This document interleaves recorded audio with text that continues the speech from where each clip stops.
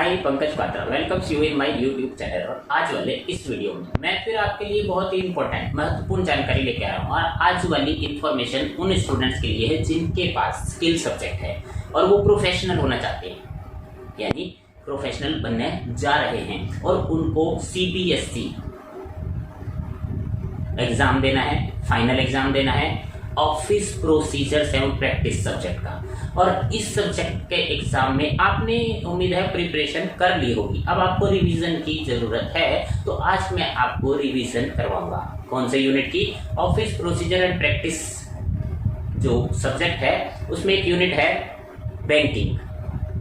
तो बैंकिंग से संबंधित कौन कौन से महत्वपूर्ण क्वेश्चन हैं जिनकी आपने तैयारी करनी है, प्रिपेयर करने हैं। हो सकता है आपने मैक्सिमम प्रिपरेशन कर ली हो, लेकिन कोई पॉइंट, कोई बिंदु ऐसा है जो आपको समझ में ना आया हो या छूट गया हो। तो आज वाला वीडियो उन स्टूडेंट्स के लिए है और बैंकिंग चैप्टर का ओवरव्यू, यानी संक्षेप में हम उसको समझेंगे। वीडियो थोड़ा बड़ा होगा, एंड तक देखना है और सारी प्रिपरेशन करनी है, अच्छे मार्क्स लाने हैं। और अच्छे मार्क्स लाने के लिए थोड़ा टाइम तो देना पड़ेगा। वीडियो थोड़ा बड़ा है, आपने ध्यान से अटेंटिव होकर सुनना है, जैसे मैं आपको समझा रहा हूँ इसी तरह। और आपने करना क्या है, क्वेश्चंस पहले समझने हैं, आंसर समझने हैं। क्वेश्चन को ध्यान से समझना है, उसका आंसर क्या हो सकता है। जब भी एग्जाम में आप पेपर देंगे तो पहले प्रश्न उसको आराम से पढ़ ले, समझ ले, फिर उसका उत्तर लिखें। इसी तरह आज वाले वीडियो में आपने प्रश्नों को देखना है, उत्तर को देखना है, समझना है, माइंड में आपने बिठा लेना है। और फिर इन क्वेश्चंस को बिना देखे लिखने का प्रयास करें, क्योंकि अब जो एग्जाम होगा वो डिस्क्रिप्टिव होगा।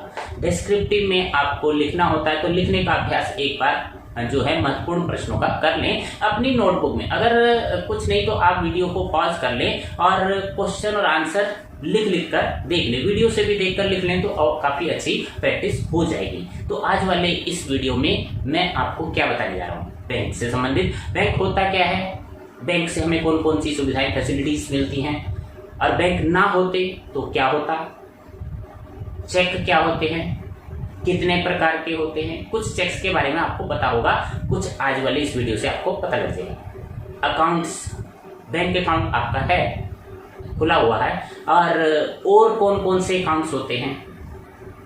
आपका जो अकाउंट है वो सेविंग अकाउंट है, इसके अलावा और कौन कौन से अकाउंट्स हो सकते हैं। बैंक से कौन कौन सी सुविधाएं मिलती है, प्लास्टिक मनी क्या होती है, क्रेडिट कार्ड क्या होते हैं, डेबिट कार्ड क्या होते हैं, दोनों में अगर अंतर पूछा जाए तो आप कैसे एक्सप्लेन करें। बहुत सारी बातें मुझे आज वाले वीडियो में आपको बतानी है और आपकी प्रिपरेशन अच्छे से करवानी है, बहुत अच्छे से। तो चलते हैं, इंट्रो को ज्यादा बड़ा ना करते हुए। और हाँ, वीडियो देखने के बाद आपके कमेंट का मुझे इंतजार रहेगा, आपको वीडियो से कितना फायदा हुआ और आपके कितने अच्छे मार्क्स आने वाले हैं। और उम्मीद करते हैं कि बहुत अच्छे से आपने प्रिपरेशन करनी है और सभी प्रश्नों पर ध्यान देना। अगर हाँ इस चैनल पर आप नए हैं तो वीडियो को सब्सक्राइब कर दें, सब्सक्रिप्शन फ्री ऑफ कॉस्ट है, और बेल आइकन दबा दें ताकि आगे आने वाले वीडियोस के नोटिफिकेशन आपको मिलते रहे। शुरू करते हैं main topic, banking. As you are watching an overview banking services. Bank की सेवाएं क्या होती हैं, ये टॉपिक आपके एग्ज़ाम में आएगा। और आप प्रोफेशनल बनने जा रहे हैं तो बैंक से संबंधित जो है आपको जानकारी होनी चाहिए। और आपको ये इन्फॉर्मेशन जो है आपके रोज़मर्रा दैनिक कार्यों में भी आपको ये इन्फॉर्मेशन काम आने वाली है। और आपको, अगर आपके पास स्किल सब्जेक्ट है तो आपको एग्ज़ाम देना ही है, अदरवाइज़ ये इन्फॉर्मेशन आपको सभी को आपकी लाइफ में काम आएगी, चाहे आप अपना बिजनेस करें, चाहे आप सर्विस करें। तो पहला प्रश्न है जो एग्ज़ाम में आ सकता है, व्हाट इज़ बैंक। सबसे पहले हमें ये पता होना चाहिए कि बैंक होता क्या है। तो बैंक के बारे में अगर प्रश्न आए तो आपको क्या आंसर देना है। A bank is a financial company. Bank एक वित्तीय कंपनी होती है that works with the money, जो पैसे के साथ काम करती है। इट हेल्प्स द पब्लिक, जनता की मदद करती है, टू डिपॉजिट देयर मनी। उसमें किस तरह से मदद करती है, पैसा जमा करने, their money, and give them credit when ever they need it, और ज़रूरत पड़ने पर उन्हें क्रेडिट देने में भी मदद करती है। तो बैंक एक वित्तीय संस्था है जो इस तरह के कार्य करती है। तो आपको क्लियर हो गया होगा और आपने इस प्रश्न को नोट कर लेना है। और इस बार जो एग्जाम डिस्क्रिप्टिव है तो लिखने का अभ्यास करना है, क्वेश्चन भी लिखने हैं, आंसर भी लिखने हैं, वीडियो को पॉज कर लेना है, डाउनलोड करना है। Next question is on your screen, how many types of commercial banks, वाणिज्यिक बैंक अगर आपसे पूछा जाए कितने प्रकार के होते हैं तो आपका उत्तर क्या रहेगा, commercial banks are of 3 types, 3 तरह के होते हैं। The first one is public sector bank, the second is private sector banks and the foreign banks. There are 3 types of banks. आपने हिंदी माध्यम से उत्तर देने हैं तो आपके लिए हिंदी वर्जन भी है और इंग्लिश वाला वर्जन भी है। बहुत ही अच्छा वीडियो आपने एंड तक देखना है और हिंदी इंग्लिश दोनों माध्यम से आपने ऐसा वीडियो पहले कहीं नहीं देखा होगा, तो आपके लिए दोनों भाषाओं में यह जानकारी उपलब्ध है। Next question, question number 3 is on your screen, what do you understand bye foreign banks. अगर आपसे ये पूछा जाता है 3 तरह के बैंक होते हैं तो फॉरेन बैंक का मतलब क्या है। अब आपको कैसे पता लगेगा आपका अकाउंट कौन से बैंक में है, क्या आपका अकाउंट फॉरेन बैंक में है या इंडियन बैंक में, कैसे पता लगेगा। The answer is banks incorporated outside India, ऐसे बैंक जिनका निगमन भारत से बाहर हुआ है बट ऑपरेटिंग इन इंडिया, लेकिन वो भारत में काम करते हैं, and regulated by reserve Bank of India, और रिजर्व बैंक ऑफ इंडिया के निर्देशों के अनुसार काम करते हैं, उनको हम फॉरेन बैंक्स कहते हैं, जिनका निगमन यानी उद्भव बाहर हुआ है और भारत में वो उनकी शाखाएं हैं। तो सरल शब्दों में आप इस तरह से समझ सकते हैं। The next question is on your screen, right the names of any 2 foreign banks. अगर एग्जाम में ये क्वेश्चन आता है शॉर्ट क्वेश्चन कि कोई फॉरेन बैंक के नाम बताओ, आप नाम क्या बता सकते हैं, बार्कलेज बैंक ये फॉरेन बैंक है, HSBC ये भी फॉरेन बैंक है, standard chartered banks, AB bank, DBS bank India limited, इस तरह ये फॉरेन बैंक जो इंडिया में बैंक इनका उद्भव बाहर हुआ है विदेश में, लेकिन ये भारत में ऑपरेशनल हैं और रिजर्व बैंक ऑफ इंडिया के अंडर काम करते हैं। Clear. The next question is on your screen, what do you understand bye cooperative bank. अब ये भी प्रश्न आता है कि कोऑपरेटिव बैंक्स कौन से हैं। अगर आपसे ये पूछा जाए एग्जाम में क्वेश्चन आया तो आपको आंसर क्या देना है, एज कोऑपरेटिव बैंक्स, आप पहले हेडिंग देंगे, एज की जगह आप यहाँ एन कर लें, an association of persons who collectively own and operate A bank, कोई एसोसिएशन, व्यक्तियों की एसोसिएशन संयुक्त रूप से कोई बैंक चलाती है, for the benefit of consumers, ग्राहकों के लाभ के लिए या कस्टमर्स के लाभ के लिए। उस जैसे कि आपने नाम सुना होगा सारस्वत कोऑपरेटिव बैंक और इंद्रप्रस्थ सहकारी cooperative bank, the Cosmos cooperative bank, Bharat cooperative bank Mumbai limited. तो ये इन बैंक्स के नाम है अगर नाम पूछे जाते हैं, और जो एसोसिएशन द्वारा संचालित किए जाते हैं बैंक वो जनता की, कंज्यूमर की भलाई के लिए उन्हें कोऑपरेटिव बैंक कहा जाता है। तो एसोसिएशन मिलकर चलाती है तो कोऑपरेट, सहयोग द्वारा बैंक चलते हैं तो इन्हें हम सहकारी बैंक कहते हैं। The next question, question number 6, what do you understand bye RBI। अगर आपसे ये पूछा जाए एग्जाम में कि RBI क्या है तो आप क्या आंसर देंगे, RBI is India's central banking institution, यह केंद्रीय बैंकिंग संस्थान है, विच controls the monetary policy of Indian rupees, जो भारतीय रुपयों की जो रुपया पॉलिसी है उसको कंट्रोल करता है, नियंत्रित करता है। RBI is central bank holding reserves of other banks, और ये बैंक दूसरे बैंकों की रिजर्व राशि जमा करता है, रखता है। तो हिंदी माध्यम वाले स्टूडेंट देख सकते हैं RBI का मतलब भारतीय रिजर्व बैंक है, RBI का केंद्रीय बैंकिंग संस्थान है और जो भारतीय रुपए की मौद्रिक नीति को नियंत्रित करता है। RBI केंद्रीय बैंक है जो अन्य बैंकों के भंडार रखता है, उनकी रिजर्व जमा पूंजी अपने पास रखता है। The next question is, what is the meaning of bank ombudsman, bank Lokpal. आपने नाम सुना होगा, ये बैंक लोकपाल होता क्या है। अगर एग्जाम में आपसे पूछा जाए तो आप क्या उत्तर देंगे, bank ombudsman is the authority, यह एक अथॉरिटी है to look into complaints against bank, जो यह काम करती है, बैंक के खिलाफ अगर किसी को कोई समस्या है, कोई शिकायत है, तो यह उनको देखते हैं बैंक लोकपाल। It is a quasi judicial authority, यह अर्ध न्यायिक प्राधिकरण है।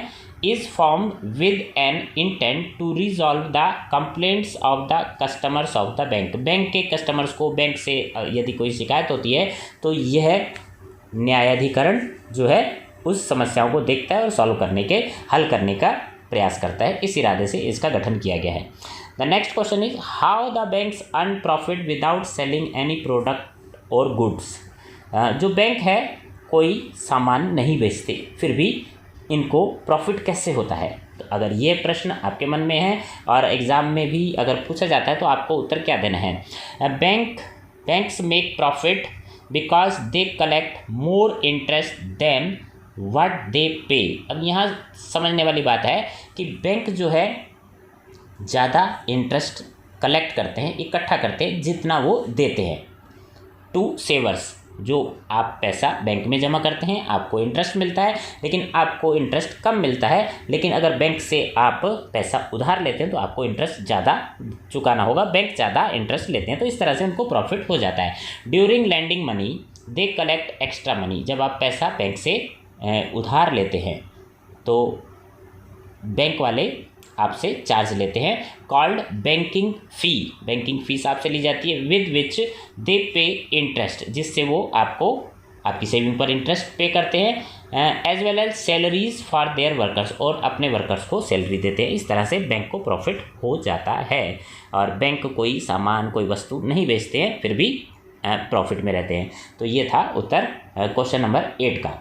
अब चलते हैं next question number 9 on your screen. What happened if there are no banks in our society. अगर हमारी सोसाइटी में ये बैंक ना होते तो क्या होता? यानी बैंकों की इम्पोर्टेंस आपने बतानी है। Without banks the world's economy would not be able to grow. ये जो विश्व की अर्थव्यवस्था है ये ग्रो, विकसित ना हो पाती। People have lot of faith in banking industry. लोगों को बैंकिंग इंडस्ट्री पर काफ़ी विश्वास है। As the industry has contributed a lot, क्योंकि ये बैंक की जो इंडस्ट्री है इसने काफ़ी योगदान दिया है। Not only in countries growth, देश की प्रगति में, एंड इट्स प्रॉस्पेरिटी, देश को फलने फूलने में काफ़ी योगदान दिया है। But of an individual to, और जो है व्यक्ति के विकास में भी इन्होंने काफ़ी योगदान दिया है बैंक इंडस्ट्री ने। तो ये है, अगर बैंक ना होते तो हम विकसित ना हो पाते, हमारी अर्थव्यवस्था विकसित नहीं हो पाती। Next question, question number 10। How many services are provided by the banks. अब बैंक से हमें कौन कौन सी सुविधाएं मिलती हैं ये भी आपको पता होना चाहिए। आपका बैंक में अकाउंट है और आपको पता ही नहीं है कि आपको कौन कौन सी सुविधाएं बैंक दे सकता है। तो सबसे पहले है बैंक हम पैसा जमा करते हैं, डिपॉजिट। ऑनलाइन बैंकिंग की सुविधा मिलती है, मोबाइल बैंकिंग कर सकते हैं हम, ट्रांसफ़र ऑफ फंड, जो जमा राशि का लेन देन कर सकते हैं। चेक फैसिलिटी बैंक से मिलती है, डिमांड ड्राफ्ट, मांग पत्र जिसे कहते हैं, ओवरड्राफ्ट, अधिविकर्ष जिसे कहा जाता है, कैश क्रेडिट की सुविधा मिलती है, डिस्काउंटिंग, बिल्स ऑफ एक्सचेंज की सुविधा मिलती है, money at call, term loans, consumer credit. तो ये सारी सुविधाएं बैंक हमें, और इसके अलावा कुछ अन्य सुविधाएं भी हैं जैसे credit cards, debit cards, letter of credit, collection of statistics, acting referee का काम भी करते हैं बैंक, गिफ्ट कार्ड्स भी मिलते हैं, ऑटोमेटेड टेलर मशीन ATM की सुविधा मिलती है, merchant banking, electronic clearing system ECS जिसे कहते हैं। तो ये बहुत सारी सुविधाएं बैंक देता है। आपने इम्पोर्टेंट जो सुविधाएं हैं मैं उनको एक्सप्लेन करूँगा कि बैंक से हमें अगर ये प्रश्न आ जाते हैं तो हमें किस तरह से एक्सप्लेन करना है। तो आपने इन प्रश्नों के उत्तर अपनी नोटबुक में नोट करने हैं, लिख कर देखने हैं। The next question is on your screen. What is the meaning of saving deposit account. अगर आपसे ये पूछा जाता है कि सेविंग अकाउंट से आप क्या समझते हैं या सेविंग डिपॉजिट अकाउंट क्या होता है, तो आपका उत्तर क्या रहेगा? Saving deposit account is a basic account. यह बुनियादी आधारभूत खाता होता है। That let's you deposit money safely with bank. आप इसमें अपने जो मनी है सुरक्षित तरीके से जमा कर सकते हैं। It ensures safety. And access to your money. यहाँ आपको सुरक्षा मिलती है आपके मनी की, और आप अपनी मनी को कभी भी आवश्यकता के समय निकाल भी सकते हैं। Whenever you need access to your money, whenever you need you can withdraw your funds, अपना धनराशि निकाल सकते हैं। आइदर डिजिटली, आप जो है डिजिटल रूप से, और इन पर्सन या व्यक्तिगत रूप से जाकर भी at any point of time, किसी भी समय आप बैंक से अपना पैसा जमा करवा सकते हैं, निकाल भी सकते हैं। तो ये हो गया सेविंग डिपॉजिट अकाउंट। इस तरह का अकाउंट में आप ये सारी सुविधाएं आपको मिलती हैं। Next question is on your screen, what do you understand by current deposit account. Current deposit यानी चालू खाता से आप क्या समझते हैं, डिमांड डिपॉजिट भी इसको कहते हैं। It is a running account, यह एक चालू खाता होता है फॉर अ बिजनेसमैन, और किन के लिए होता है, ये बिजनेसमैन के लिए होता है, with minimum number of restriction, इसमें ज़्यादा रेस्ट्रिक्शन नहीं होती, प्रतिबंध नहीं होते। You can make any number of deposit withdrawal, आप कितनी भी बार पैसा जमा कर सकते हैं, निकाल सकते हैं एक दिन में, in a single day. A bank grants overdraft facility, और इस वाले अकाउंट में आपको ओवरड्राफ्ट अधिविकर्ष की सुविधा भी मिलती है। तो ये है जो सेविंग अकाउंट और करंट अकाउंट। अगर दोनों में अंतर आता है तो आप दोनों का अंतर भी एक्सप्लेन कर सकते हैं। किस तरह से अंतर एक्सप्लेन करना है, what are differences between saving deposit and current deposit account, दोनों में क्या अंतर है। अब अगर ये प्रश्न एग्जाम में आ जाएगा तो आप कैसे एक्सप्लेन करेंगे। सबसे पहले आपने बताना है मीनिंग, दोनों अकाउंट्स का मीनिंग एक्सप्लेन करना है, ताकि आपको अंतर ईजिली आप एक्सप्लेन कर सके। दूसरा बताना है सूटेबिलिटी, जो सेविंग अकाउंट है ये सूटेबल होता है for people who are salaried employeds और हैव मंथली इनकम, जिनकी मंथली इनकम होती है। और करंट अकाउंट, जैसे कि आपको पहले बताया, ये व्यापारी ट्रेडर्स के लिए होता है, एंटरप्रेन्योर उद्यमियों के लिए होता है, जिनको बार बार पैसों का लेन देन करना होता है। और the next difference is interest, saving account earn interest, saving account में इंटरेस्ट मिलता है लगभग अराउंड 4%, और current account is actually a no interest bearing account, और करंट अकाउंट में कोई इंटरेस्ट नहीं मिलता। और इसी तरह नेक्स्ट जो है डिफरेंस है ओवर ड्राइंग, ओवर ड्राइंग यानी ज़्यादा पैसा निकाल सकते हैं। When you withdraw more money from the account then is actually there then your account is set to be overdrawn, यानी ज़्यादा पैसा निकालना। In the case of a saving account, अगर आपका सेविंग अकाउंट है, bank neither offer nor allow overdraft, तो bank आपको ज़्यादा पैसा निकालने की सुविधा नहीं देते। This facility is provided with a current account, और ये भी एक अंतर है कि करंट अकाउंट में आपको ओवर ड्राइंग की फैसिलिटी मिलती है, लेकिन सेविंग में नहीं मिलती। और इसी तरह minimum balance, the minimum balance required to maintain a saving account is usually low, इसमें कम बैलेंस रखना होता है। बट करंट अकाउंट के लिए जो है सेविंग अकाउंट के कंपैरिजन आपको ज़्यादा पैसा जो है मिनिमम बैलेंस रखना होता है। तो ये अंतर आपको क्लियर हो गया होगा। बचत और चालू जमा खातों के बीच अंतर, सबसे पहले अर्थ में दोनों का अर्थ अलग अलग है, और दूसरा है उपयुक्तता, दोनों की सूटेबिलिटी अलग है। ब्याज, एक खाते में ब्याज मिलता है, दूसरे में नहीं मिलता है। ओवर ड्राइंग यानी अधिविकर्ष की सुविधा होती है, और करंट अकाउंट में अधिविकर्ष मिल जाता है, और जो है सेविंग में, बचत खाते में अधिविकर्ष नहीं होता। न्यूनतम राशि जो सेविंग अकाउंट में कम जमा राशि रखनी होती है, और करंट चालू खाते में ज़्यादा आपको राशि रखनी होती है। The next question is on your screen, what do you understand bye fixed deposit और टाइम डिपॉजिट अकाउंट। अगर आपके एग्जाम में ये प्रश्न आएगा तो आपको क्या उत्तर देना है। फिक्स्ड डिपॉजिट को हम FD भी कहते हैं, तो देखते हैं इसका उत्तर क्या है। These types of accounts are for a fixed period, इसमें आप धनराशि एक निश्चित समयावधि के लिए जमा कर देते हैं। The depositor can deposit the money in fixed deposit for a specific period, एक निश्चित अवधि के लिए, and the interest earned on this deposit taxable, और इस पर जो आपको ब्याज मिलेगी उस पर आपको टैक्स देना होता है, जो गवर्नमेंट के टैक्स रूल के according. A fixed deposit is also known as an FD, और फिक्स डिपॉजिट को हम शॉर्ट में FD भी कह देते हैं, और हिंदी में इसको सावधि जमा कहा जाता है। तो देखते हैं नेक्स्ट क्वेश्चन, और आपने सारे क्वेश्चन ध्यान से समझने हैं। हो सकता आपने प्रिपरेशन बहुत अच्छे से की हो, लेकिन यहाँ हम आज वाले वीडियो में आपको रिवीजन करवा रहे हैं। What is recurring deposit account. Next, ये कई तरह के अकाउंट आप बैंक में खुलवा सकते हैं। रिकरिंग डिपॉजिट यानी आवर्ती जमा खाता जिसे कहते हैं। तो ये क्या होता है, आवर्ती जमा खाता। आपको सारे अकाउंट्स के बारे में पता होना चाहिए, तभी आप प्रोफेशनल बन पाएंगे। It is also called term deposit, ये भी एक तरह से टर्म डिपॉजिट होता है। Which can be open for a specific period, एक निश्चित अवधि के लिए होता है। And a specific amount is deposited every month, लेकिन इसमें अंतर यह है कि हर महीने आपको कुछ ना कुछ पैसे, जो स्पेसिफिक अमाउंट जो आपने निश्चित किया है वो जमा कराने के during that term of period, और उस अवधि के दौरान आपको मंथली पे करना, डिपॉजिट करना होता है। On this deposit the rate of interest is given slightly less than fix deposit, लेकिन यहाँ इस वाले रिकरिंग अकाउंट में आपको फिक्स डिपॉजिट से थोड़ा कम जो है इंटरेस्ट ब्याज मिलता है। Which is given on the maturity of account, और ये मिलेगा आपको अकाउंट की मैच्योरिटी पे, खाते की परिपक्वता हो जाने पर आपको ब्याज की राशि और आपका जो अमाउंट है वो मिल जाएगा।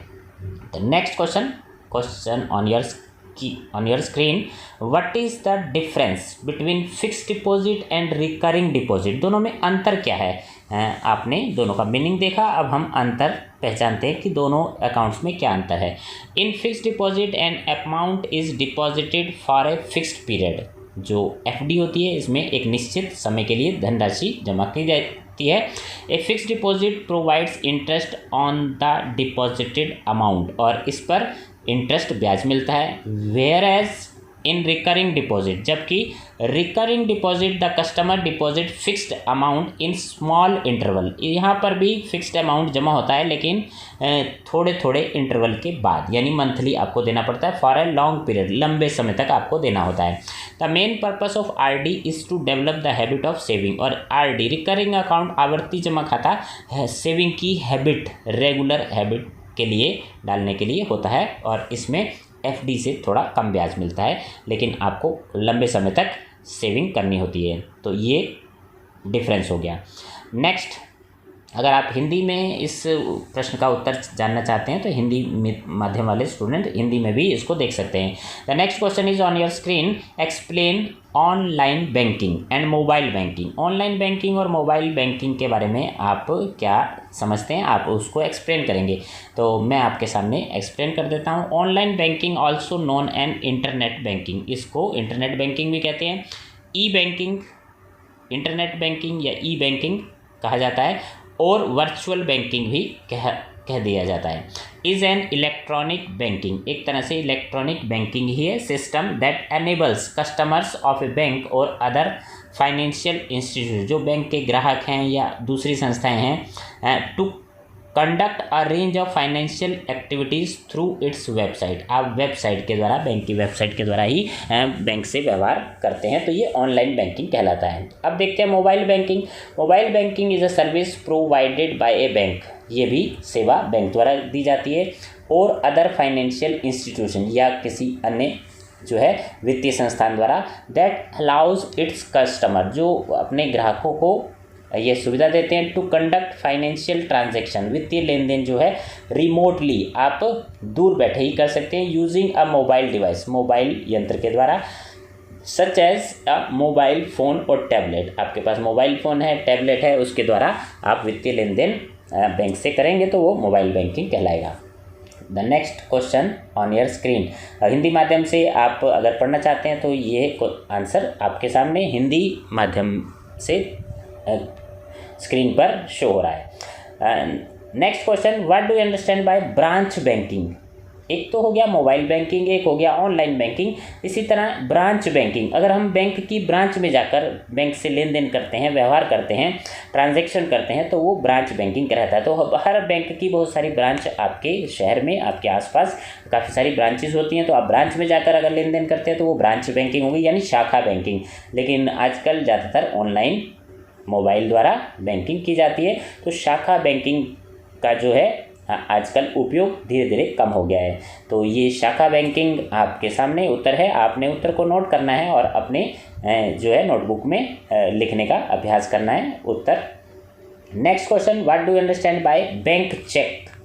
चेक से आप क्या समझते हैं? बैंक चेक क्या होता है? चेक आपने देखा होगा, जब आप अकाउंट खुलाते हैं तो बैंक आपको एक चेक बुक देता है।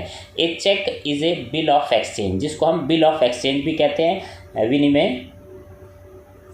करने के लिए यूज होता है। In which one party orders the bank, जो एक पार्टी होती है बैंक को ऑर्डर करती है टू पे सर्टेन सम ऑफ मनी, कि इतना अमाउंट, सर्टेन निश्चित अमाउंट जो है, to the drawer of cheque, cheque के ड्रॉर को दे दी जाए, और अनदर पर्सन, आहर्ता, हिंदी में ड्रॉर को आहर्ता कहते हैं, और अनदर पर्सन, या कि जिस व्यक्ति को भी देना है उसको जो है पार्टी बैंक को ऑर्डर देती है कि इनको निश्चित धनराशि दे दी जाए। Money is generally withdrawn bye clients, और ये जो पैसा निकाला जाता है क्लाइंट्स, ग्राहक के द्वारा, बाय चेक के द्वारा निकाला जाता है। Cheque is always payable on demand, तो चेक जो होता है ऑन डिमांड पे किया जाता है। It is a negotiable instrument, और यह नेगोशिएबल इंस्ट्रूमेंट होता है। अब हिंदी माध्यम से अगर आप इसको समझना चाहते हैं तो बैंक चेक जो होता है विनिमय का एक बिल होता है, जिसमें एक पक्ष बैंक को चेक को जो है आहर्ता या किसी अन्य व्यक्ति को निश्चित राशि का भुगतान करने का आदेश देता है। यहाँ पर ये आहर्ता, हिंदी में अगर आप लिखना चाहते हैं आहर्ता, इस तरह से लिख सकते हैं, या किसी अन्य व्यक्ति को निश्चित राशि का भुगतान करने का आदेश देता है। आमतौर पर ग्राहकों द्वारा चेक द्वारा पैसा निकाला जाता है। चेक हमेशा मांग पर देय होता है, और यह परक्राम्य साधन है। तो ये हिंदी माध्यम से अगर आप समझना चाहते हैं तो। अब नेक्स्ट क्वेश्चन है, how many types of bank cheque, bank के चेक कितने प्रकार के होते हैं? अब ये क्वेश्चन बहुत इंपॉर्टेंट है। एक तो है bearer check. Bearer check is the one in which the payment is made to the person bearing or carrying the check, यानी जिस व्यक्ति के पास चेक है उसी को पेमेंट मिल जाती है, उसको बेरर चेक कहा जाता है। A bearer cheque can be negotiated और pass to another person by mere delivery, और आप ऐसा चेक किसी दूसरे व्यक्ति को भी दे सकते हैं, बेरर चेक जो होता है। दूसरा है order cheque. When the word bearer on the cheque is cancelled, cheque पर बेरर शब्द काट दिया जाए तो ये ऑर्डर चेक होता है। It becomes an under an order cheque, तो ये ऑर्डर चेक बन जाता है। Such a cheque is paid to the person specified, लेकिन ये चेक उसी व्यक्ति को इसके पैसे मिलेंगे जो इसका उस पर स्पेसिफाई, उसमें नाम लिखा गया है। देयर इन एज पेई, पेई में जिसका नाम लिखा हुआ है उसी को पैसा मिलेगा। द पेई कैन बी एनीवन एल्स, तो पेई कोई भी हो सकता है। To whom the cheque is endorse, जिसको हमने चेक देना है। अब है open cheque.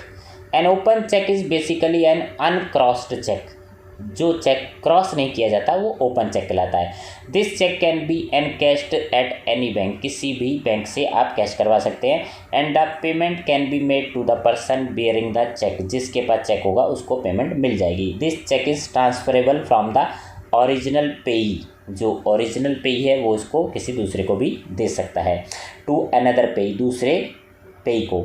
An open cheque may be bearer और order cheque, open cheque bearer भी हो सकता है, ऑर्डर भी चेक भी हो सकता है। जैसे कि पहले बताया कि बेरर चेक आपको बता दिया, बेरर वर्ड काट दें तो वो ऑर्डर चेक हो जाता है। तो ये चेक्स कई तरह के होते हैं। अब देखते हैं क्रॉस चेक, इसके बारे में ज़्यादा जानकारी आपको होनी चाहिए। एक क्रॉस चेक क्या होता है? Cross cheque is any cheque, कोई भी चेक क्रॉस चेक हो सकता है, that cross with two slanting parallel line, जिसके अंदर दो तिरछी रेखाएं डाल दी जाती हैं, through the top left corner, ऊपर की ओर लेफ्ट साइड में, of the cheque that has been marked, और उस पर क्या मार्क लिखा जाता है? अकाउंट पेई अगर लिख दिया जाए तो यह क्रॉस चेक हो जाता है और व्यक्ति के या संस्था के खाते में ही इसका पैसा जाता है। क्लियर? अब हिंदी माध्यम से अगर आप क्वेश्चन और उत्तर नोट करना चाहते हैं तो ये आपके सामने हिंदी मीडियम में उपलब्ध है। Bearer cheque, order cheque, open cheque, crossed cheque, सभी प्रश्न आपके सामने, उत्तर भी आपके सामने। What are the advantages of crossing of cheque? Cheque cross करने से क्या लाभ होते हैं, ये अगर आपसे पूछा जाए, the main advantage of this cheque is that if the cheque is lost nobody can take the payment. अगर इस तरह का चेक खो जाता है तो दूसरा व्यक्ति इसकी पेमेंट नहीं ले सकता। इन case of any miss use, अगर कोई इसका दुरुपयोग करता है, it can be easily found, तो ये पकड़ा जा सकता है। तो क्रॉस करने से, चेक को क्रॉस करने का ये बेनिफिट होता है। Account whose account the payment is credit, तो ये उस पता लग जाएगा कि किस अकाउंट में पैसा गया है। Other advantage is that cross cheque can not be cashed at a bank counter, और ये दूसरा लाभ ये होता है कि बैंक के काउंटर से इसमें से कैश पैसा नहीं लिया जा सकता, but must be paid into an account, और इसका जो पैसा होता है अकाउंट खाते में ही जाता है। तो ये हो गया इसके लाभ। Next question, question number 22, explain the other types of cheques, और कितने प्रकार के चेक्स हो सकते हैं। डिसऑनर ऑफ चेक, डिसऑनर अनादर करना, चेक का अनादर। डिसऑनर चेक क्या होता है, non payment of a cheque, जब चेक की पेमेंट नहीं होती by the paying banker, bank आपके चेक की पेमेंट नहीं करता, विद अ रिटर्न मेमो, और साथ में एक मेमो लगा देता है giving the reason of non payment, कि आपके चेक की पेमेंट क्यों नहीं की गई है, तो उसको हम डिसऑनर चेक का अनादर होना बोलते हैं। There are number of reason, तो इसके कई कारण हो सकते हैं कि चेक आपका जो है अनादर क्यों किया गया। या तो आपके खाते में नॉन सफिशिएंट फंड नहीं है, ज़्यादातर यही होता है, और या आपके सिग्नेचर मिसमैच हो रहे हैं, ओवर राइटिंग है, तो स्टेल डेट है, डेट इसकी निकल चुकी है, तो इस तरह से जो है बैंक चेक का अनादर कर देते हैं। पोस्ट डेटेड चेक क्या होता है, post dated cheque bears a date later than the date it was issued on, कोई बाद की डेट डाल दी आपने, चेक इशू करा और डेट कोई आगे की डाल दी, तो वो पोस्ट डेटेड चेक कहलाता है। ट्रैवलर चेक्स होते हैं, traveller cheques can be cashed by the payee at another bank in another country, आप किसी विदेश में, किसी दूसरे देश में यात्रा करने जा रहे हैं, तो वहाँ पर आपको पैसों की ज़रूरत है, तो आप वहाँ पर इस चेक से पैसा ले सकते हैं। The payment will be received in the countries currency, और उस कंट्री की करेंसी में आपको पेमेंट मिल जाएगी। It becomes useful when you are heading on a foreign trip, जब आप विदेश यात्रा पर जाते हैं, and do not wish to carry too much cash, और ज़्यादा कैश अपने पास नहीं रखना चाहते, तो आप ट्रैवलर चेक्स का यूज़ कर सकते हैं। तो ये था ट्रैवलर चेक। नेक्स्ट है सेल्फ चेक। सेल्फ चेक क्या होता है, इस self cheque has the word self, जहाँ पे ही है तो वहाँ पर आप सेल्फ लिख दें तो आपको चेक का पैसा आपको मिल जाएगा। रिटर्न एज द पेई, पेई के स्थान पर आप सेल्फ, किसी का नाम ना लिखकर आप सेल्फ लिखते हैं, तो it is used by the issuer to withdraw money from their bank account, तो आपके बैंक अकाउंट से पैसा आपको मिल जाएगा, सेल्फ यानी स्वयं को मिलेगा। A self cheque can be cashed only at the issuer's bank, और जिस बैंक में आपका खाता है वहाँ से आपको पैसे मिलेंगे। ब्लैंक चेक क्या होता है, blank cheque is the one that has the sign of the issuer, ऐसा चेक जिस पर चेक के इशू करने वाले के साइन होते हैं, एंड नो अदर डिटेल, और बाकी डिटेल्स भरी नहीं होती। Blank cheque pose a high risk, और ऐसा चेक जो है रिस्क वाला चेक होता है, बिकॉज इफ़ लॉस्ट, अगर ये चेक खो गया और आपके साइन किए हुए हैं, बाकी डिटेल किसी ने भर ली, तो वो अमाउंट उसको मिल जाएगा। स्टेल चेक, स्टेल चेक क्या होता है, stale cheque has already past its validity, ऐसा चेक जिसकी डेट जो है, वैलिडिटी डेट जो है ख़त्म हो चुकी है, वो स्टेल चेक कहलाता है।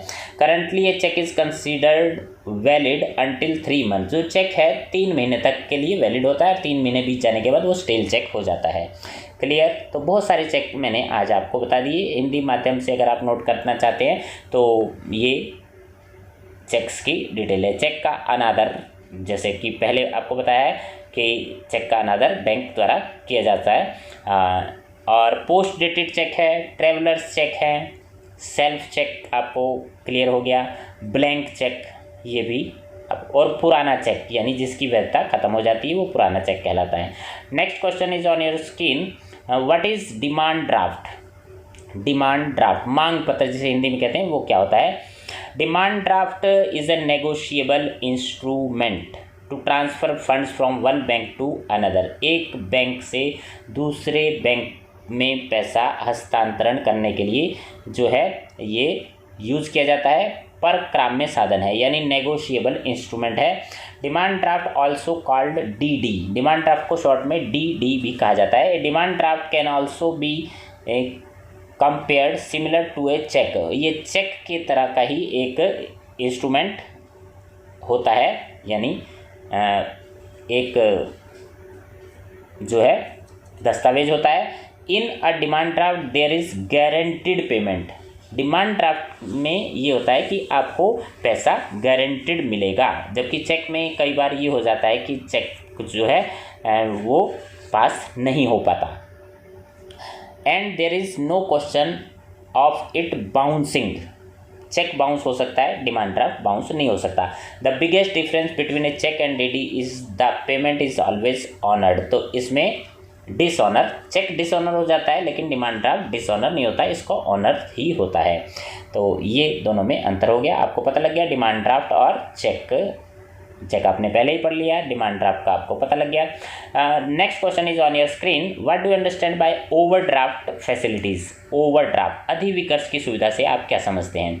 ओवरड्राफ्ट जैसे कि आपको पता है कि करंट अकाउंट जिनका होता है उनको बैंक ओवरड्राफ्ट की सुविधा देता है। Overdraft allows a person to borrow money for short time. कुछ समय के लिए आप बैंक से पैसा उधार ले सकते हैं through current account.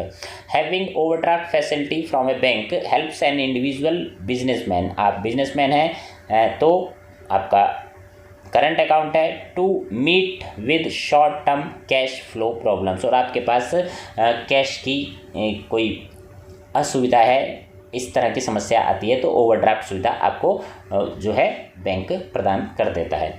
Next question, what is cash credit facility. नकद ऋण। Cash credit is a short term source of finance. ये कम समय की अवधि का जो अल्पकालिक स्रोत होता है, वित्त का स्रोत है। अंडर कैश क्रेडिट, इस सुविधा के अंतर्गत the bank offers its customer to take a loan up to a certain limit. एक निश्चित लिमिट तक, सीमा तक बैंक आपको लोन प्रदान करता है। Cash credit is also known as bank overdraft. इसको बैंक का ओवरड्राफ्ट भी कह दिया जाता है।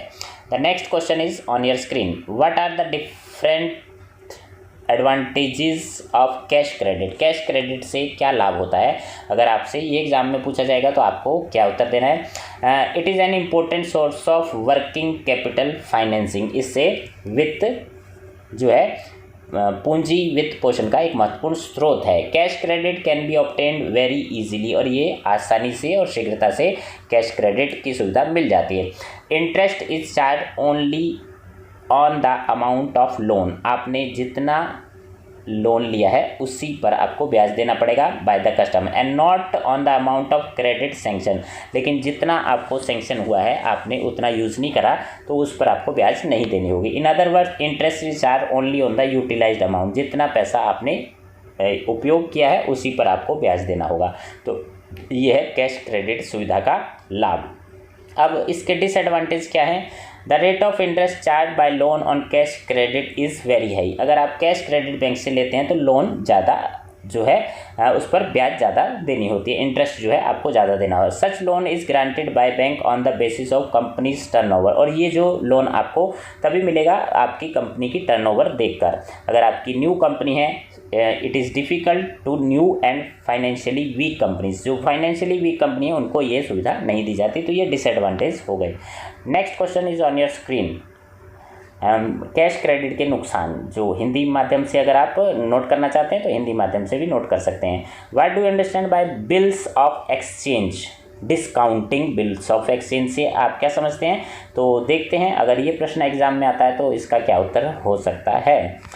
Bills of exchange discounting. After receiving the invoice, आपको कोई इनवॉइस यानी बिल मिला है, the bank page the present price of the bill. और बैंक उसके बिल यानी उस बिल को अदा कर देता है, प्रेजेंट प्राइस जो उसकी वर्तमान धनराशि है, to the holder at the agreed rate for the number of days. कुछ निर्धारित दिनों के लिए। It needs to be executed equal to the face value minus interest of discount. जितने दिनों के लिए इसे निष्पादित करने की आवश्यकता होती है, अंकित मूल्य के बराबर छूट का ब्याज। The process is known as bill of exchange discount. और इसी प्रक्रिया को बिल ऑफ एक्सचेंज डिस्काउंट के रूप में जाना जाता है। The next question is on your screen, explain the term money at call. Money at call से क्या तात्पर्य है, तो देखते हैं मनी एट कॉल क्या होता है। Money at call, bank also grants loans for a very short period. थोड़े समय के लिए अगर आपको बैंक से लोन लेना है, जनरली नॉट एक्सीडिंग 7 डेज, लगभग 7 दिनों के लिए, to the borrowers, usually dealers और ब्रोकर्स इन स्टॉक एक्सचेंज। ऐसे जो 7 डेज के लिए अगर आपको बैंक से लोन लेना है, और खासकर जो ब्रोकर होते हैं, स्टॉक एक्सचेंज डीलर होते हैं, उनको इस तरह के अमाउंट की ज़रूरत होती है।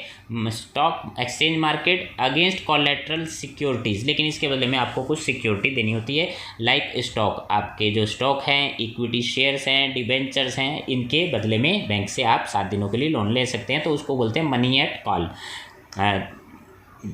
आप हिंदी माध्यम से अगर उत्तर नोट करेंगे तो हिंदी माध्यम से भी नोट कर सकते हैं, आपके सामने दोनों जो है मीडियम्स हैं। Next question, question number 30 on your screen, what do you understand by term loan. Term loan से आप क्या समझते हैं, अब देखते हैं टर्म लोन क्या होता है। Banks give term loan to traders यानी व्यापारियों को बैंक टर्म लोन देता है, इंडस्ट्रियलिस्ट्स उद्योगपतियों को, एंड नाउ टू एग्रीकल्चरिस्ट्स और जो है कृषकों, agriculturist, and also against some collateral security, लेकिन इसके बदले में आपसे कुछ प्रतिभूतियां जो हैं रख ली जाएंगी, सिक्योरिटी आपकी जमा की जाएगी। Term loans are so called because their maturity period varies between 1 to 10 years. ये टर्म लोन जो है लंबे समय के लिए 1 से 10 साल तक के लिए मिलता है।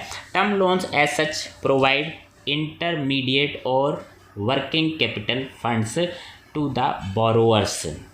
सावधि ऋण तथा कथित हैं क्योंकि उनकी परिपक्वता अवधि 1 से 10 वर्ष की होती है, और ये term loan as such provide intermediate or working capital funds to the borrower. Sometime 2 or more banks में jointly provide large term loan. अगर ज़्यादा आपको लोन लेना है तो 2 बैंक मिलकर भी इस तरह के लोन दे सकते हैं to the borrower against a common security, लेकिन आपसे कुछ सिक्योरिटी रखी जाएगी। Such loans are called participation loans or consortium finance, और इस तरह के लोन जो हैं पार्टिसिपेशन लोन कहे जाते हैं। कभी कभी 2 या 2 से अधिक बैंक जो है संयुक्त रूप से भी उधारकर्ता को सामान्य प्रतिभूति पर, यानी कुछ आपको सिक्योरिटी जमा करनी पड़ेगी, दीर्घावधि ऋण प्रदान कर सकते हैं। ऐसे ऋणों को भागीदारी ऋण या संघ वित्त कहा जाता है। Clear. Next question, what is consumer credit. Consumer credit क्या होता है। Banks grants credit to households. आपने कुछ सामान, घर की जरूरत का कुछ सामान है जो घरेलू उपभोक्ता सामान है, in a limited amount to buy some durable consumer goods. कुछ ऐसा सामान है जो उपभोक्ता संबंधी, सच एज टेलीविज़न है, रेफ्रिजरेटर है, और to meet some personal needs, और अपनी पर्सनल आवश्यकता संबंधी कुछ जो क्रेडिट हैं कंज्यूमर क्रेडिट में आते हैं, जैसे पेमेंट ऑफ हॉस्पिटल बिल्स, अस्पताल का बिल। Such as consumer credit is made in a lump sum and is repayable in instalment. So आप इनको किस्तों में चुका सकते हैं। लंप सम जो है ऋण आपको बैंक से मिल जाता है। Is a short time. The scope of consumer credit has been extended to cover expenses. आजकल जो है कंज्यूमर क्रेडिट जो है मैरिज के लिए भी मिल जाते हैं, और दाह संस्कार, अंतिम संस्कार के लिए भी आपको कंज्यूमर क्रेडिट जो है मिल सकता है। तो हिंदी माध्यम से भी आप इसको समझ सकते हैं। टेलीविज़न सेट के लिए, रेफ्रिजरेशन के लिए, उपभोक्ता अस्पताल के बिलों को चुकाने के लिए, कुछ ज़रूरतों को पूरा करने के लिए सीमित राशि में बैंक से जो ऋण मिलता है उसे उपभोक्ता ऋण यानी कंज्यूमर क्रेडिट कहा जाता है। Next question number 32। Total 50 question है, और अपने जो है अन्य चैप्टर्स की भी स्टडी करनी है तो इसके लिए इसी चैनल पर बहुत सारे वीडियोस अवेलेबल हैं। Right the names of miscellaneous services provided by the commercial banks. Commercial banks द्वारा प्रदान की जाने वाली कुछ मिसलेनियस विविध प्रकार की सेवाएं कौन कौन सी होती हैं। बैंक द्वारा एजेंसी सर्विस दी जाती है, purchase and sale of securities यानी प्रतिभूतियों को खरीद और बिक्री करने की सुविधा भी बैंक ये मिसलेनियस सर्विस में आता है। कलेक्शन ऑफ डिविडेंड्स, लाभांश, शेयरों पर लाभांश का संग्रह करना। Collection of dividends on shares acts as a correspondent, पत्राचार के रूप में भी बैंक कार्य करते हैं। एग्जीक्यूशन ऑफ स्टैंडिंग ऑर्डर, स्थायी आदेशों का निष्पादन करने का काम भी बैंक का है। Acts as trustee and executor, और ट्रस्टी और निष्पादक के रूप में भी बैंक जो विविध प्रकार की सुविधाएं बैंक द्वारा दी जाती हैं, और इसको आप अपनी बुक से पढ़ सकते हैं। ज़्यादा डिटेल में यहाँ ऑनलाइन आपको एक्सप्लेन करेंगे तो वीडियो बहुत बड़ा हो जाएगा। The next question is what do you understand by locker facilities. ये इंपॉर्टेंट है। लॉकर फैसिलिटी बैंक द्वारा क्या दी जाती है, वो क्या होती है।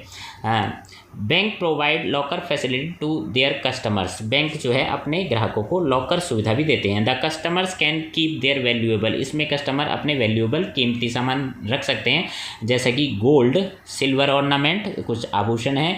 इंपॉर्टेंट डॉक्यूमेंट्स आप लॉकर में रख सकते हैं, share and debenture etcetera in these lockers for safe custody. आप सुरक्षित रखने के लिए आप बैंक में लॉकर सुविधा ले सकते हैं। Next question, important question, what are the 4 differences between credit versus debit card. Credit card और डेबिट कार्ड में अंतर क्या होता है, तो अंतर देखते हैं। सबसे पहले डेफिनेशन, डेबिट कार्ड की definition, deducts money directly from your account. और डेबिट कार्ड में जो है मनी आपके अकाउंट से धनराशि निकाली जाती है, और जबकि credit card allows you to borrow funds to pay goods and services, और इसके लिए आपको फंड जो है बोरो बैंक से उधार मिल जाता है। Source of fund, saving, current account. Debit card में आपका जो फंड है सेविंग अकाउंट या करंट अकाउंट में से लिया जाता है। और credit extended to you by your card issuer, और क्रेडिट जो है इसमें जो है क्रेडिट कार्ड में उधार मिल जाता है, जो जिसने आपको कार्ड दिया है वही उधार पैसे दे देते हैं। तो ये अंतर है सोर्स ऑफ फंड का। और इसी तरह spending advantage, you can only spend how much you have. इसमें क्या होता है, क्रेडिट कार्ड डेबिट कार्ड में जितना आपके पास पैसा है उतना ही आप खर्च कर पाते हैं, लेकिन क्रेडिट कार्ड में can spend more than what you have. आपके पास अकाउंट में जितना पैसा है उससे ज़्यादा आप खर्च कर सकते हैं।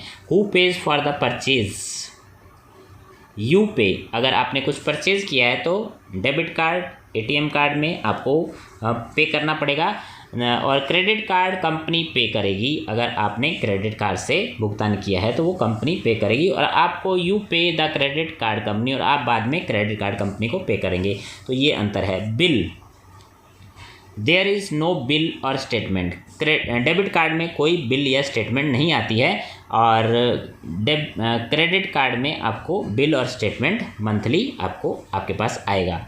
इंटरेस्ट, डेबिट कार्ड में कोई इंटरेस्ट नहीं देना होता, और क्रेडिट कार्ड में अगर आपने अमाउंट आउटस्टैंडिंग अमाउंट है तो आपको उस पर ब्याज देनी होती है। तो ये दोनों में अंतर हो गया। Next question number 35, what do you understand bye automated teller machine. सबसे पहले इसका नाम ध्यान से नोट करेंगे। एटीएम का पूरा नाम होता है ऑटोमेटेड टेलर मशीन। हिंदी माध्यम से अगर आप देखना चाहते हैं तो आपके पास हिंदी माध्यम में भी है। ऑटोमेटेड टेलर मशीन के बारे में आपको पता ही होगा, तो आप इसके बारे में काफ़ी इन्फॉर्मेशन आपको होगी। और it is installed by almost all the banks to facilitate the customers to withdraw money. ये ऑटोमेटेड टेलर मशीन जो है पैसा धन निकालने की एक मशीन होती है, और जिसमें से आप पैसा निकाल सकते हैं। और आपने कई बार इस मशीन से पैसा निकाला होगा, तो इसके बारे में आपको जानकारी होगी। आप प्रश्न का उत्तर ठीक से नोट कर लें और एग्ज़ाम में अच्छे से मार्क लाने का प्रयास करें। हिंदी और इंग्लिश दोनों माध्यम से आपके सामने उत्तर है। The next question is on your screen. Explain in your own words the term ECS। ECS क्या होता है? ECS का पूरा नाम आपके सामने है, electronic clearing system. This system helps to credit the funds faster. इससे क्या होता है, जो धन तेज़ी से क्रेडिट करने में मदद मिलती है। इलेक्ट्रॉनिक तरीके से पैसा एक जगह से दूसरी जगह दिया जा सकता है। Under this system the account holder can make payment to other parties, जिसका अकाउंट है वो दूसरे को पेमेंट करना चाहते हैं, दूसरी पार्टीज को, having their account in the same bank, उनका अकाउंट सेम बैंक में, without issuing any proper instrument, और उसके लिए चेक वगैरह इस तरह का कोई दस्तावेज ना देकर आप इलेक्ट्रॉनिक तरीके से माध्यम से पैसा ट्रांसफ़र कर सकते हैं। दिस सिस्टम इज रेस्ट्रिक्टेड और limited to the accounts maintained in one or different branches of the same bank, आपका सेम बैंक में अकाउंट है या किसी विभिन्न बैंकों में विद इन और आउटसाइड द सिटी, आप उसी सिटी में है या दूसरे सिटी में, इस तरह के कुछ इसमें प्रतिबंध होते हैं, वो आपको ध्यान में रखने हैं। The computer system allows the transfer of funds to the other party after verifying the details from the account, और अकाउंट की डिटेल वेरीफाई करने के बाद कंप्यूटर सिस्टम से पैसा ट्रांसफ़र हो जाता है। तो इसी सुविधा को ECS शॉर्ट में, और पूरा नाम है इलेक्ट्रॉनिक क्लियरिंग सिस्टम कहा जाता है। The next question is on your screen, right short note on पे इन स्लिप। पे इन स्लिप क्या होती है? कैश विड्रॉल स्लिप, पासबुक और बैंक करप्ट का मीनिंग आपने अगर पूछा जाए तो आपने क्या देना है। Pay in slip, it is a slip, ये एक तरह की पर्ची होती है, और द फॉर्म, या इसे फॉर्म भी कह सकते हैं, विद ए काउंटर फॉइल, इसके साथ अध पन्ना भी होता है, to be filled for depositing the money, पैसे जमा करने की पर्ची जिसे कहा जाता है, और आप इसके द्वारा पैसे जमा कर सकते हैं, चेक भी जमा कर सकते हैं, ड्राफ्ट वगैरह जो जमा करते हैं वो पे इन स्लिप के द्वारा। कैश विड्रॉल स्लिप, अगर आपको अपने अकाउंट में से, बैंक में से पैसे निकालने हैं और आपके पास ATM की सुविधा नहीं है, चेक बुक भी नहीं है, तो आप कैश विड्रॉल स्लिप से धनराशि निकाल सकते हैं, लेकिन इसके लिए आपके पास पासबुक होनी ज़रूरी है। अब पासबुक क्या होती है? Passbook is a small handy book, एक छोटी सी पुस्तिका होती है, इशूड बाय बैंक, जो बैंक प्रदान करता है अपने ग्राहकों को, customers, to record all the dealings between them, और बैंक और ग्राहक के बीच में जो डीलिंग हुई है, व्यवहार हुआ है, उससे संबंधित जानकारी इसमें होती है। Nowadays printed statement of account are also being issued by the banks instead of passbook। Passbook के स्थान पर आपको आजकल बैंक जो है प्रिंटेड स्टेटमेंट भी देने लगे हैं। बैंकक्रप्ट का क्या मीनिंग है? To go out of business, यानी बिजनेस से बाहर हो जाना, व्यापार से अगर कोई बाहर हो जाता है तो वो बैंकक्रप्ट कहा जाता है, दिवालिया जिसे बोलते हैं। When an organization is unable to honor its financial obligation, कोई संस्था अपनी फाइनेंशियल वित्तीय जो देनदारियों को पूरा नहीं कर पाती और मेक पेमेंट नहीं कर पाती अपने क्रेडिटर्स को, it files a petition for bankruptcy in court, तो वो कोर्ट में बैंकरप्सी, दिवालिया की एक याचिका डाल देती हैं। Then the bankruptcy process begins, so bankruptcy, दिवालियापन का जो प्रोसेस है शुरू हो जाता है, तो इसी को बैंकरप्ट कहा जाता है, यानी दिवालिया हो जाना। अब लघु नोट अगर आपने लिखना है पे इन स्लिप पर हिंदी माध्यम से, तो आप नोट कर सकते हैं। नकद निकासी पर्ची, बैंक से पैसे निकालने की पर्ची होती है, और पासबुक छोटी सी एक बुक होती है, दिवालिया आपके सामने है। Next question number 38, what is the difference between passbook and chequebook. Passbook और चेकबुक में क्या अंतर होता है? इजी है, आपको पता ही होगा। पासबुक हैंडी बुक होती है, और चेकबुक जिसमें चेक्स, ब्लैंक चेक होते हैं जो आप फिल कर देते हैं। तो आपने ये सारा नोट करना है, वीडियो ज़्यादा बड़ा ना हो जाए, इसलिए सभी चीज़ एक्सप्लेन नहीं हो सकती, आपने इसको नोट कर लेना है वीडियो से ही। Next question, explain in your own words drawer and drawee. Important question जो एग्जाम में आ सकते हैं, मैं आपको वो एक्सप्लेन कर रहा हूँ, और ये सभी क्वेश्चन आपने स्टडी करके जाने हैं। ड्रॉर और ड्राई। ड्रॉर जैसे कि पहले भी आ चुका है, आहर्ता यानी जो धन निकालने वाला होता है वो ड्रॉर होता है, बैंक से जो पैसे निकालता है। अब बैंक से जो पैसे निकाले जाते हैं विड्रॉज मनी और राइट द चेक, जो चेक लिखता है उसको भी ड्रॉर कहते हैं। He is an account holder, यानी जिसका अकाउंट है वो ड्रॉर होता है। ड्राई कौन होता है? द पार्टी अथोराइज टू पे out the money, it is a bank. Bank जो है वो ड्राई कहलाता है, जो बैंक जो मनी पे करता है उसको हम ड्राई बोलते हैं। ड्रॉर जिसका अकाउंट होता है, अदाकर्ता और आहर्ता। Next question number 40, short note on RTGS। RTGS क्या होता है? NEFT क्या होता है? IFSC, OTP and pin. कुछ इम्पोर्टेंट हैं और कुछ जानकारी आपको OTP पिन वगैरह आपको पहले से ही पता होंगी। तो RTGS मैं बताता हूँ होता क्या है। RTGS real time gross settlement, इसकी फुल फॉर्म है it means an electronic form of funds transfer. Fund का ट्रांसफ़र लेन देन करने का एक इलेक्ट्रॉनिक तरीका है। Where the transmission takes place on real time basis, इसमें जो है जो ट्रांसफ़र होता है रियल टाइम बेसिस, वास्तविक समय के आधार पर होता है। In India transfer of funds with RTGS is done for high value transaction. आपको ज़्यादा पैसे ट्रांजैक्ट करने हैं तो RTGS कर सकते हैं। And at present the minimum amount being ₹2 lakh, 2 lakh तक अमाउंट आप इससे कर सकते हैं। The beneficiary account receive the fund transferred on a real time basis, और वास्तविक समय के आधार पर ये पैसा ट्रांसफ़र हो जाता है। नेक्स्ट है NEFT। NEFT होता है national electronic funds transfer. NEFT का पूरा नाम है it means a nation wide payment system. इसका मतलब है कि नेशन वाइड पेमेंट की सुविधा। फैसिलिटेटिंग 1-to-1 फंड ट्रांसफ़र, एक से दूसरे को फंड का ट्रांसफ़र होना। Individual can electronically transfer funds from any bank, आप किसी भी बैंक ब्रांच के द्वारा टू एनी इंडिविजुअल, किसी दूसरे को जिनका अकाउंट है, विद एनी अदर बैंक, दूसरे बैंक ब्रांच में कंट्री के भीतर आप पैसा ट्रांसफ़र कर सकते हैं। NEFT। नेक्स्ट है IFSC। IFSC का पूरा नाम है इंडियन फाइनेंशियल सिस्टम कोड। ये क्या होता है? It is an alpha numeric code. इसमें अल्फ़ाबेट भी होते हैं, न्यूमेरिक भी होते हैं, तो दोनों को मिलाकर अल्फ़ा न्यूमेरिक कोड बनता है और इसका पूरा नाम है Indian financial system code. That is use to identity the particular branch of a particular bank. ये बैंक की ब्रांच की पहचान बताता है, किसी विशेष बैंक की ब्रांच की पहचान के लिए होता है। In either of the popular electronic funds settlement option in India, RTGS and NEFT में इसका यूज़ होता है IFSC कोड का। OTP means one time password. It is a password that is valid for only one time. ये एक बार ही use होता है। Only one login session और ट्रांजैक्शन, एक ट्रांजैक्शन के लिए जो उपयोग किया जाता है। इसका फुल फॉर्म है one time password. OTP short form है ऑन ए कंप्यूटर सिस्टम, और कंप्यूटर द्वारा जब आप कुछ लेन देन करते हैं, डिजिटल लेन देन करते हैं, तब इसका यूज़ होता है। For easy mobile phones, mobile phone से या ईमेल वगैरह में भी आपको OTP आता है। नेक्स्ट है PIN पिन। पिन का पूरा नाम है personal identification number. Generally 4 character, साधारणतः ये 4 डिजिट होते हैं। नंबर और वर्ड्स भी हो सकते हैं, नंबर भी हो सकते हैं, वर्ड्स भी हो सकते हैं।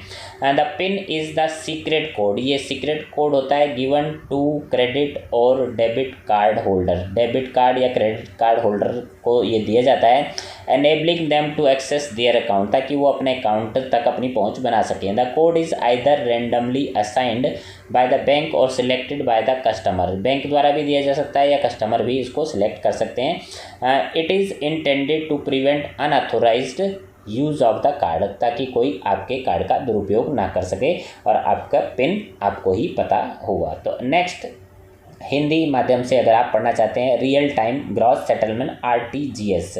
RTGS हिंदी माध्यम से भी आपको समझाया गया है।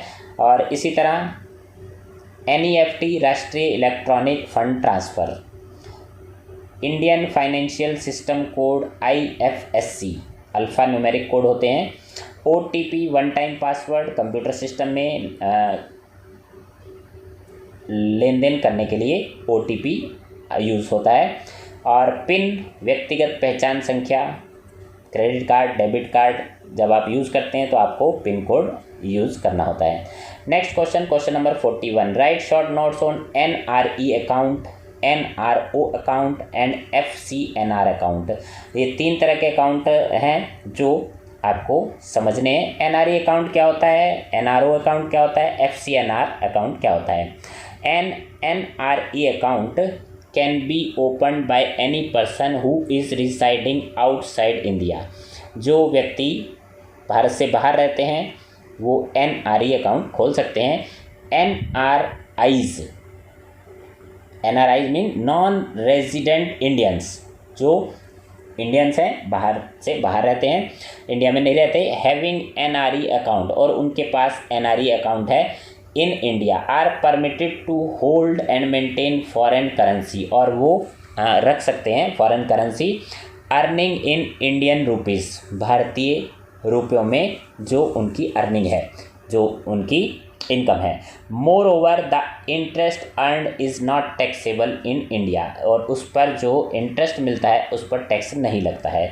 तो ये हो गया NRE अकाउंट। अब देखते हैं NRO account, non resident ordinary रूपी अकाउंट, ये रुपए वाला अकाउंट है। NRO account is a saving और करंट अकाउंट, यह बचत खाता भी हो सकता है, करंट अकाउंट भी हो सकता है, हेल्ड इन इंडिया, और भारत में होता है।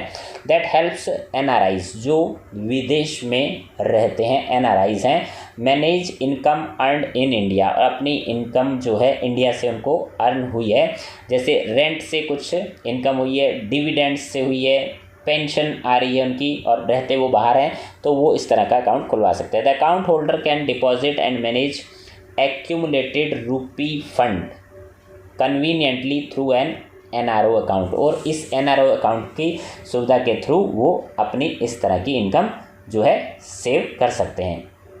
नेक्स्ट है FCNR account, foreign currency non resident account, जिसको शॉर्ट में FCNR कहा जाता है। FCNR deposit is a fix deposit account, ये एक तरह का फिक्स डिपॉजिट अकाउंट होता है, लेकिन इसमें जो है करेंसी जो है फॉरेन करेंसी जमा होती है, US dollar, UK pound, Canadian dollar, Deutsche mark, Japanese येन, यूरो वगैरह। अगर आप फिक्स डिपॉजिट कराना चाहते हैं तो foreign currency non resident account आपको खुलवाना होगा। तो क्लियर हो गया, 3 तरह के अकाउंट है, NRE अकाउंट खाता, NRO खाता, और थर्ड वन इज FCNR खाता, विदेशी मुद्रा अनिवासी खाता, जो आपने सावधि जमा के रूप में पैसे जो है जमा करने हैं, तो FCNR खाता आपको खोलना होगा। What is FDI? FDI का पूरा नाम है फॉरेन डायरेक्ट इन्वेस्टमेंट, FCI बोलते हैं शॉर्ट में। इसका मतलब है it is an investment which occurs with the purchase of the physical assets, यानी आपने कोई फिजिकल असेट, भौतिक संपत्ति जो है उसमें इन्वेस्ट किया है, और a significant amount of ownership stock, या फिर हिंदी में समझते हैं भौतिक संपत्ति या किसी अन्य देश में एक कंपनी के स्वामित्व की एक महत्वपूर्ण राशि की खरीद के साथ निवेश किया गया है। Stock of A company in another country, दूसरी कंट्री में जब निवेश किया जाता है और जो भौतिक संपत्ति खरीदी जाती है, ऑनरशिप राइट खरीदे जाते हैं, तो उसको FDI फॉरेन डायरेक्ट इन्वेस्टमेंट कहा जाता है। In order to gain a measure of management control, आपने मैनेजमेंट जो है प्रबंधक पर कंट्रोल अपना रखने के लिए जो पैसे लगाए हैं, a foreign company having a stake in an Indian company, या फिर जो एक भारतीय कंपनी में हिस्सेदारी रखने वाली विदेशी कंपनी को FDI यानी फॉरेन डायरेक्ट इन्वेस्टमेंट कहा जाता है। Next question 43, write short note on virtual banking. Virtual banking, e-commerce, e-banking, core banking पर नोट लिखना है। तो ये इंपॉर्टेंट क्वेश्चन है। Virtual banking is also called internet banking, इसको इंटरनेट बैंकिंग भी कहा जाता है, और इलेक्ट्रॉनिक तरीके से इसमें फंड का लेन देन किया जाता है इंटरनेट के द्वारा, वर्ल्ड वाइड वेब के द्वारा। इलेक्ट्रॉनिक कॉमर्स, ई कॉमर्स जिसे हम कहते हैं, ई कॉमर्स क्या होता है?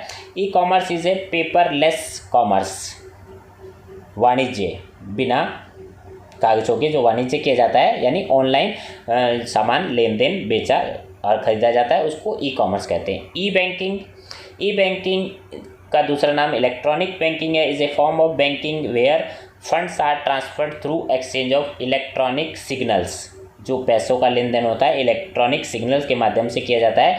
जैसे हम ATM से पैसा निकालते हैं, क्रेडिट कार्ड द्वारा भुगतान किया जाता है, डेबिट कार्ड द्वारा, तो ये सब ई बैंकिंग में आता है। कोर बैंकिंग क्या होती है?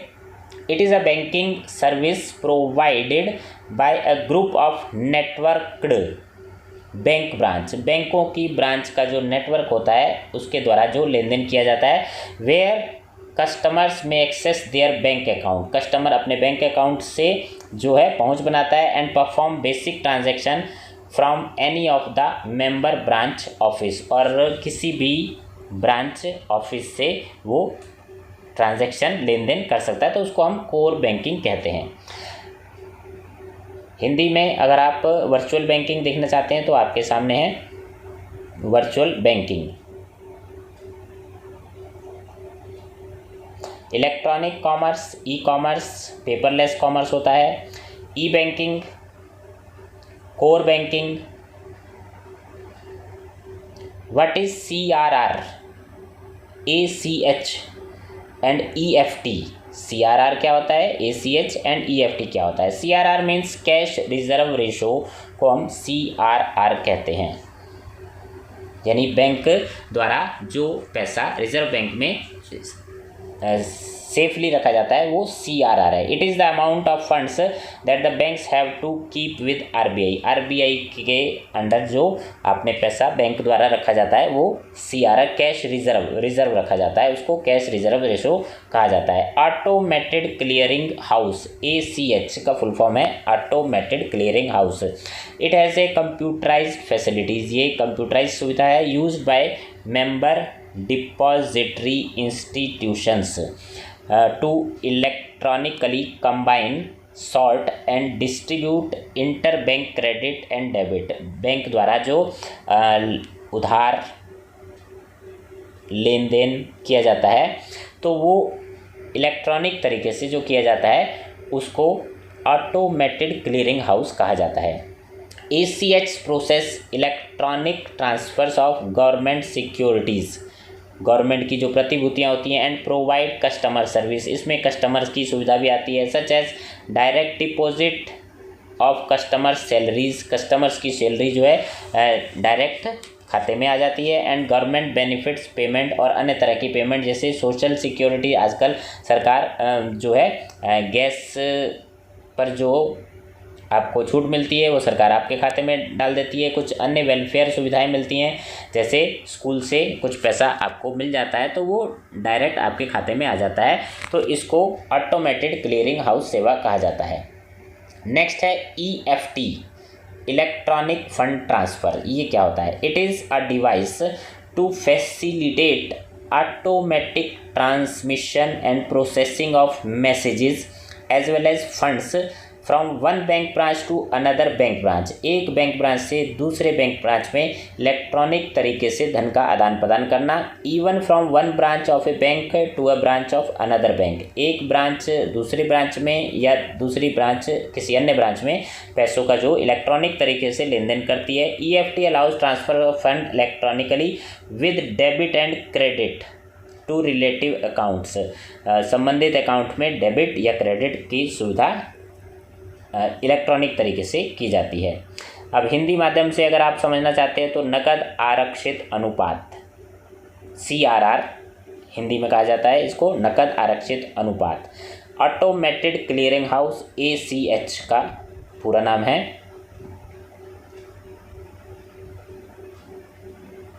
EFT, electronic fund transfer. What do you understand bye plastic money? Important question है, प्लास्टिक मनी क्या होती है? प्लास्टिक मनी जैसे कि आपको पता ही है, debit card, credit card, ATM card, इन सबको प्लास्टिक मनी कहा जाता है। आजकल इनका यूजेस ज़्यादा हो रहा है। The next question is moratorium. Moratorium यानी अधिस्थगन क्या होता है? When the affairs of the bank are not conducted as per banking norms, जब बैंक की जो नॉर्म्स हैं, जो नियम हैं, उसके अकॉर्डिंग कोई संस्था नहीं चल रही होती, देन RBI इम्पोजेज मॉरेटोरियम, तब RBI जो रिजर्व बैंक ऑफ इंडिया है वो मॉरेटोरियम लागू करते हैं ऑन ऑपरेशन ऑफ बैंक के ऊपर। After moratorium RBI and government explore the option of safeguarding the interest of depositor, ताकि जिन्होंने पैसा जमा कराया है उनके पैसा सुरक्षित रहे, तो मॉरेटोरियम इम्पोज कर दिया जाता है। By way of change in management, इसमें क्या होता है कि मैनेजमेंट प्रबंधकों को चेंज कर दिया जाता है। अमलगमेशन और take over by other means, या उस बैंक का टेक ओवर कर लिया जाता है, उस संस्था का टेक ओवर कर लिया जाता है। जब बैंक के मामलों का संचालन बैंकिंग मानदंडों के अनुसार नहीं होता तो आरबीआई रिजर्व बैंक जो है संचालन पर रोक लगा देता है। मॉरेटोरियम के बाद आरबीआई और सरकार जो है प्रबंधन समामेलन या अधिग्रहण अन्य माध्यमों में परिवर्तन करते हैं और जमाकर्ताओं के हितों की रक्षा की जाती है। तो मॉरेटोरियम द्वारा संस्था में ग्राहकों के जो धनराशि है उसको सुरक्षा प्रदान की जाती है। Next question 47, what do you understand bye banking term either or survivor. Either or survivor banking की टर्म है, इससे क्या मतलब है। It means operation of the account open in 2 names, जब 2 नामों से अकाउंट खोला जाता है तो उसको बोला जाता है either or survivor. It means that any one of the account holder have powers to withdraw money from the account, कि अकाउंट में से कोई भी व्यक्ति पैसा निकाल सकता है। 2 व्यक्तियों का अकाउंट है और कोई भी व्यक्ति पैसा अकाउंट में से निकाल सकता है, दोनों को पावर है। From the account issues cheque, cheque भी इशू कर सकता है। गिव स्टॉप पेमेंट भी कर सकता है, इंस्ट्रक्शन निर्देश दे सकता है। तो आइदर और सर्वाइवर यानी कोई एक उत्तरजीवी दोनों में से दोनों ही अकाउंट को ऑपरेट कर सकते हैं। खाता धारक में से किसी एक की मृत्यु की स्थिति में जो जीवित खाता धारक है वो अकाउंट ऑपरेट कर सकता है। तो ये हो गया either or survivor.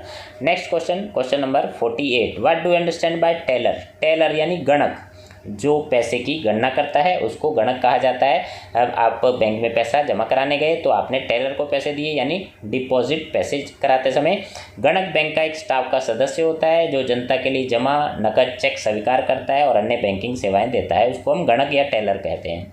Next question, what is the meaning of letter of credit. Letter of credit की सुविधा बैंक से मिलती है, ये क्या होती है।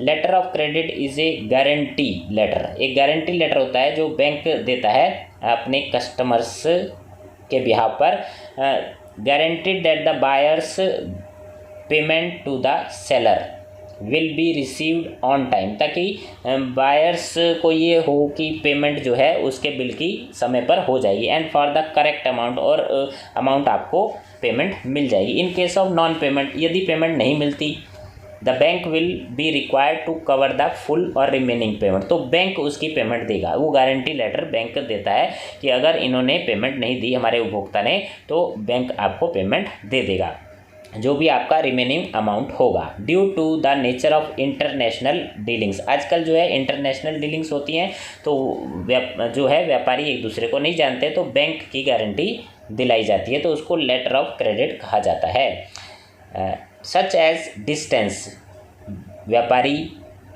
इंटरनेशनल लेवल के हैं और दूर दूर बैठे हैं, वो आपस में एक दूसरे को नहीं जानते। Differing laws of each country, और हर कंट्री में कानून अलग अलग होते हैं। And difficulty in knowing each party personally, एक दूसरे को नहीं जानते, तो उस समय ये लेटर ऑफ क्रेडिट की सुविधा का उपयोग किया जाता है। इसको हिंदी में कहा जाता है साख पत्र। साख पत्र बैंक की एक गारंटी का पत्र होता है और लेन देन, अंतर्राष्ट्रीय लेन देन में इसका यूज़ किया जाता है जब दोनों पार्टियां एक दूसरे को अच्छे से नहीं जानती हैं, तो बैंक गारंटी का यूज़ किया जाता है। Last question is what are KYC norms, accrued interest और बैंक रेट, ये 3 जो है टर्म्स, इनका मीनिंग है। KYC नॉर्म का जो है नो योर कस्टमर, KYC का फुल फॉर्म है नो योर कस्टमर, यानी बैंक जो है अपने कस्टमर को जाने। आर इम्पोज्ड बाय RBI, ये RBI Reserve Bank of India ने लागू किया है। Banks and other financial institute to ensure that they know their customer, ताकि वो अपने कस्टमर को जानते हैं। लेजिटिमेट बैंकिंग ऑपरेशन, ताकि बैंक में जो है वैधानिक रूप से कार्य किया जा सके और किसी तरह को कोई फ्रॉड की संभावना ना हो। नेक्स्ट है bank rate, it means the discount rate, इसका मतलब है discount rate is the rate of interest which a central bank charge on the loans. Central bank जो केंद्रीय बैंक होता है वो लोन पर जो रेट चार्ज करता है वो बैंक रेट कहलाते हैं। लोन या एडवांस अगर कोई बैंक जो है सेंट्रल बैंक से अगर कोई बैंक लोन लेता है या एडवांस लेता है तो उस पर जो रेट चार्ज होते हैं तो वो बैंक रेट कहलाते हैं। That it extends to commercial banks and other financial intermediaries. Charges in the bank rate are often use by central bank to control the money supply. तो ये इसलिए रेट जो है चेंज किए जाते हैं मार्केट में मनी सप्लाई को नियंत्रित करने के लिए। नेक्स्ट है accrued interest. It means the interest that has been earned but not yet paid. आपको इंटरेस्ट तो मिला है लेकिन अभी उसे पे नहीं किया गया, तो उसको एक्रूड इंटरेस्ट कहा जाता है। KYC मानदंड यानी अपने ग्राहक को जानो। बैंक दर आपको बता दी गई। बैंक जो है बैंक को केंद्रीय बैंक जो जिस दर पर अपने बैंकों को ऋण और अग्रिम देता है उसको बैंक दर कहा जाता है। और अर्जित ब्याज, इसका अर्थ है वह ब्याज जो अर्जित किया गया लेकिन अभी तक भुगतान नहीं किया गया। तो ये सारे इंपॉर्टेंट क्वेश्चन बैंकिंग चैप्टर के हैं। आपने वीडियो एंड तक देखा और आपकी रिवीजन हुई पूरे टॉपिक की, और आपके कमेंट का मेरे को कमेंट बॉक्स में इंतज़ार रहेगा। अगर आप इस चैनल पर नए हैं तो चैनल को सब्सक्राइब करें और लाइक बटन और बेल आइकन प्रेस करें ताकि आपको आने वाले वीडियोज़ के नोटिफिकेशन मिलते रहें। Thank you for watching.